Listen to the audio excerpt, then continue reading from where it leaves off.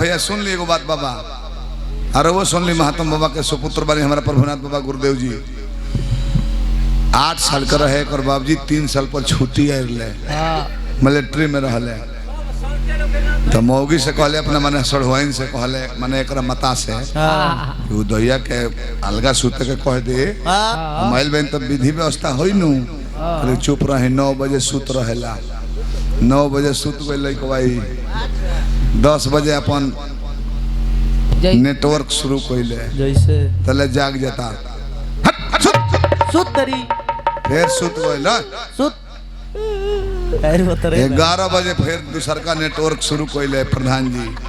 फिर जाग जाता सुत सुत सुत 1 बजे जब तीसर का नेटवर्क शुरू कइले फिर जाग जाता रे रे सुत बगिनाते सुत सुत तो कहता कि हमरा अंगी लागता काहे नहीं के लागत अरस की जगह रखो पर माई छोड़ा दिया ओकरा अंगी लागता बहुत जाता निन्ना जहरीला जी चुप तेरी मां उदवा उदैया सुत पता ना सुत देखा हम ई है कहले हमरा करंट बोली ले बाकी माइक से हट के अगल बगल के होना जाने की का बोल ले बने नहीं बैटरी उतना दूर सुना जा कौन जरूर माइक पर बोल देता नहीं रे में कमजोरी है बा साइकिलिया वाला कनी है रह जाई रे बस लूर आइल है 9.5 किलो के भइरे और बा नाई के बलिहारी बाबू बुझल ना बात जजे बात मोरा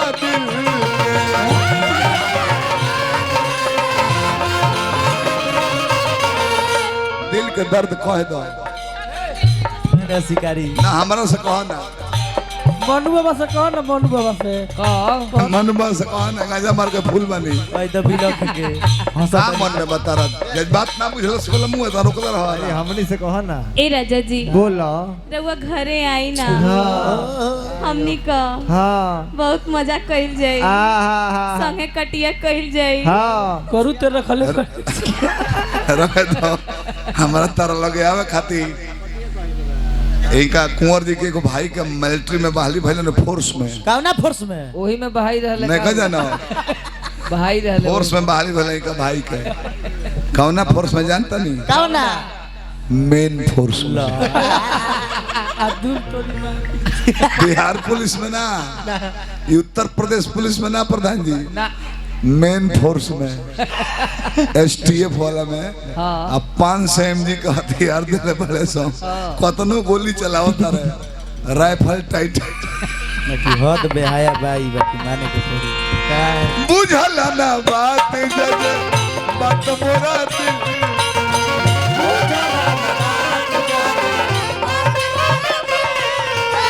सोनू संग दिल संग चल गइल ढील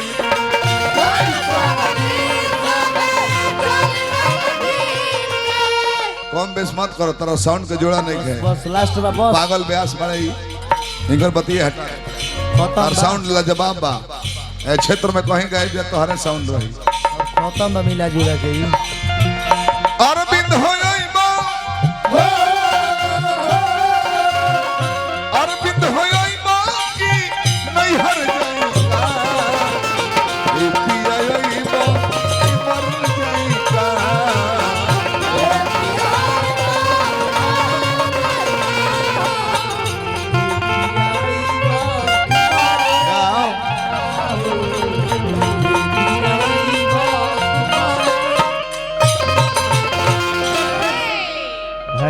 रोके के प्रयास कर जाऊं का है रवि यही कुल के पैसा लिया ललादारी के भैर भी हमारी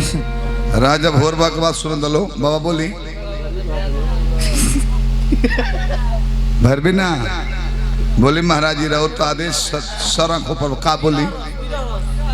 ई करो गिरा में गिरा ही मारी बीरा बाकी चैते वाला बीरा मारी गिरो चैत के दिन होता चैते वाला ना वही में उड़ान मार दिया चैत के बीरा जरूर बाबा अरे भोर बाबा रुआ के सिंह की हमें गर्दा कोयला रहनी एहो जरूर गर्दा कर रवा के काहे रोकने रवा सुते जाता नहीं हनु जने करवा चल जाए प्रोग्राम उदास हो जाए हां कलाकार मंच पर रहेला है कुल तो बनिहार हलो कह तरह के हम जिला परिषद बनी 4 बेर से इनका ई ना बुझला कि इनका नहीं जिला परिषद सवेरे हमार खीरा काटल चिकना खाती किली मलिका ये काटल ये काट सवेरे ई हो काटल है गोड़ो हाथ भेले कहल जाला कि खीरा काटो और टमाटर भी काटो एमरा कटी है एक खीरा है 2 टमाटर इसको काटो अगर अच्छा नहीं लग रहा है तो थोड़ा धनिया का पत्ता नोच लो 2 महीना से खोटाया नहीं है सब मंडली को खिया लाल जी एबरा अमरूद के